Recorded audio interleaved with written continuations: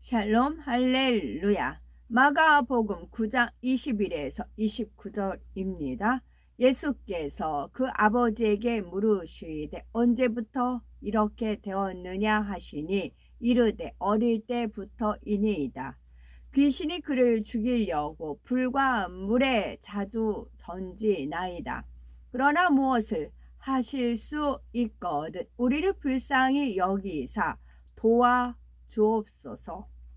예수께서 이르시되 할 수 있거든이 무슨 말이냐 믿는 자에게는 능히 하지 못할 일이 없느니라 하시니 곧 그 아이의 아버지가 소리를 질러 이르되 내가 믿나이다 나의 믿음 없는 것을 도와주소서 하더라.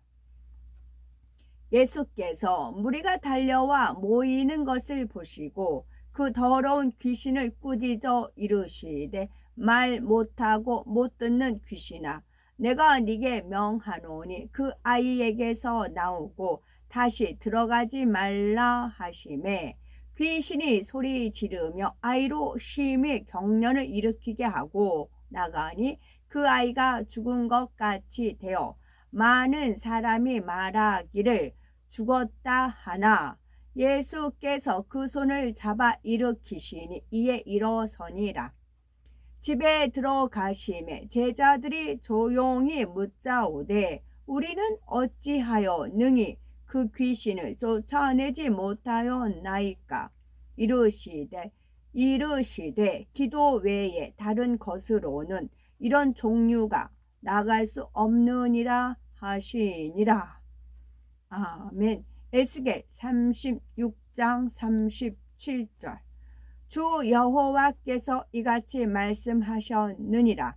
그래도 이스라엘 족속이 이같이 자기들에게 이루어 주기를 내게 구하여야 할지라 내가 그들의 수요를 양떼같이 많아지게 하되. 아멘. 제목은 할 수 있거든이 무슨 말이냐입니다. 질병이나 자녀, 가정, 직장, 학교, 물질 등의 문제로 인해서 어려움을 겪는다면 인생이 얼마나 힘들고 고달플까요? 더구나 사람의 능력으로는 도저히 해결할 수 없는 일을 만난다면 절망 속에 살아갈 수밖에 없을 것입니다. 이러한 인생의 문제들을 해결할 수 있는 방법은 무엇일까요? 그 열쇠는 바로 전지전능하신 하나님을 믿는 믿음입니다.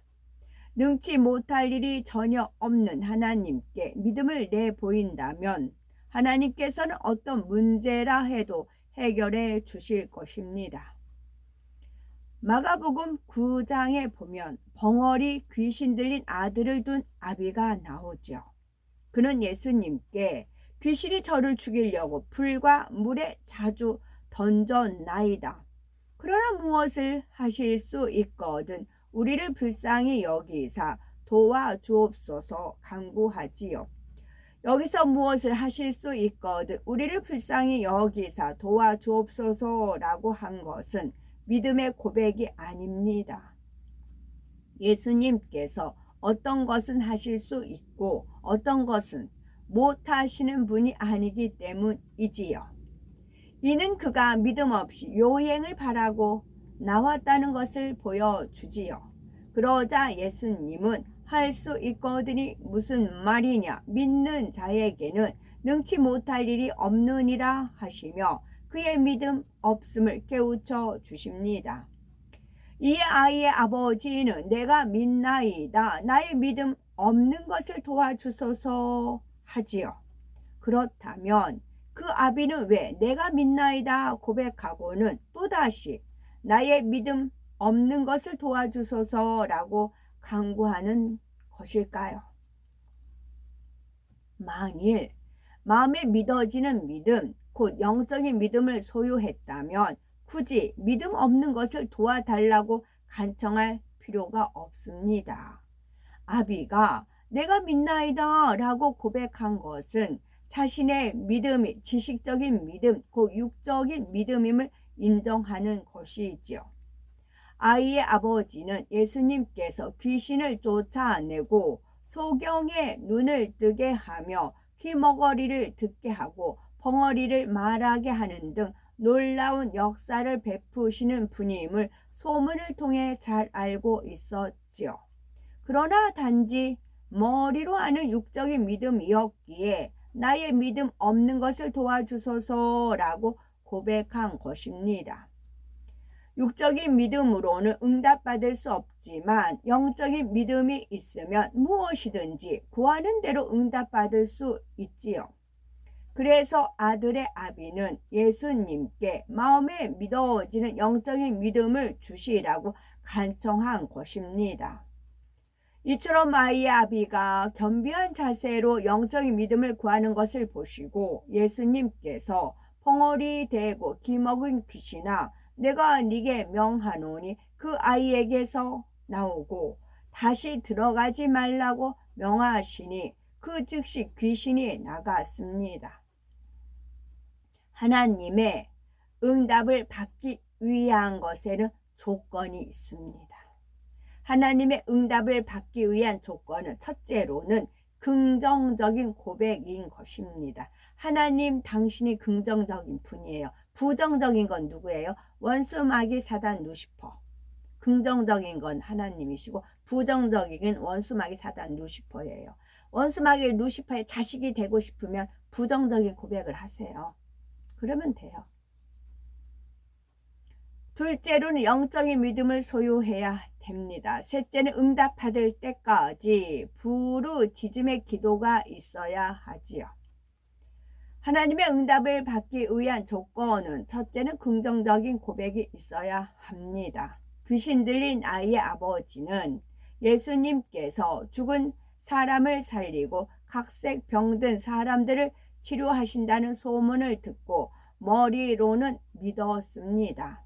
하지만 마음에 믿어지는 믿음이 없었기에 내가 믿나이다. 나의 믿음 없는 것을 도와주소서라고 진실하게 간구하였지요. 이처럼 우리도 응답을 받으려면 긍정적인 믿음의 고백을 해야 합니다. 마음에 온전히 믿어지지 않으면 솔직하게 영적인 믿음을 달라고 간구해야 하지요.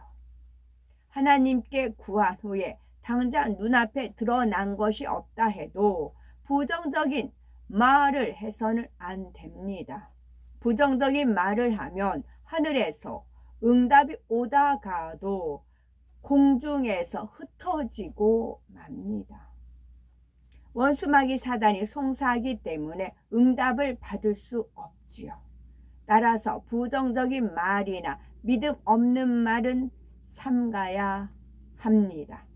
둘째로 영적인 믿음을 소유해야지요.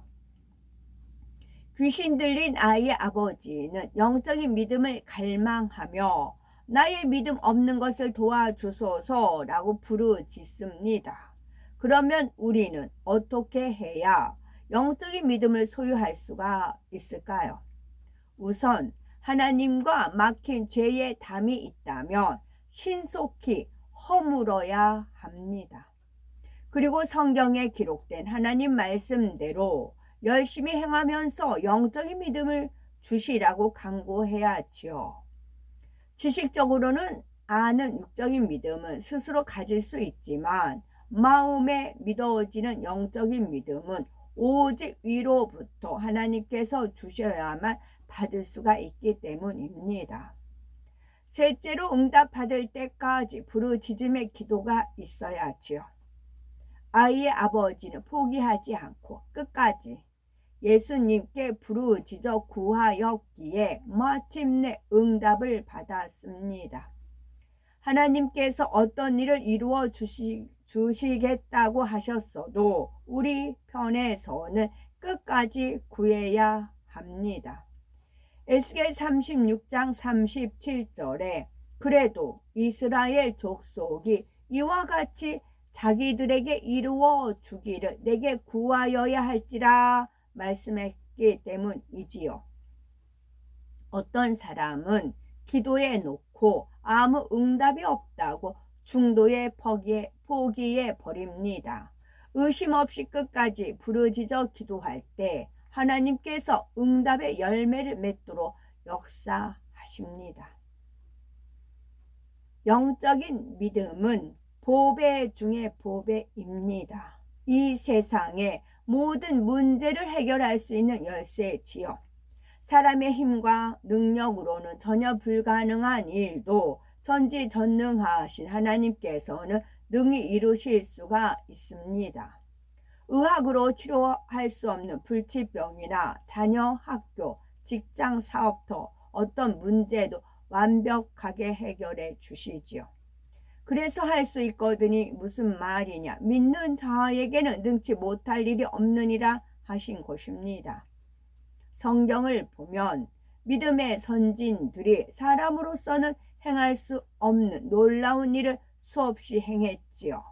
홍해를 갈라서 사람들을 마른 땅으로 건너게 하고 태양을 중천에 머물게 하거나 하늘에서 불을 내리는가 하면 먹지 못할 쓴물을 먹을 수 있는 단물로 바꾸고 반석을 치니 물이 솟아났습니다.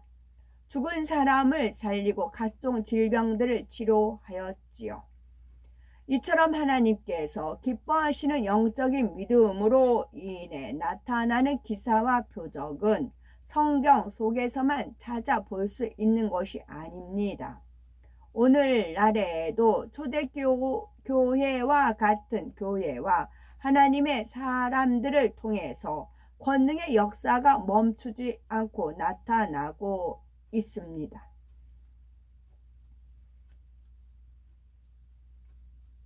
살아계시는 하나님께서는 영의 공간을 열어서 기사와 표적, 권능을 나타내시며 성경이 참임을 믿을 수 있게 해 주십니다. 사람의 생각이나 지식으로는 이해할 수 없는 일들이 지금도 전 세계 곳곳에서 일어나고 있지요. 그러므로 보배 중에 보배인 영적인 믿음을 소유하여 어떤 문제라도 해결받는 우리가 되어야 되겠습니다. 아멘.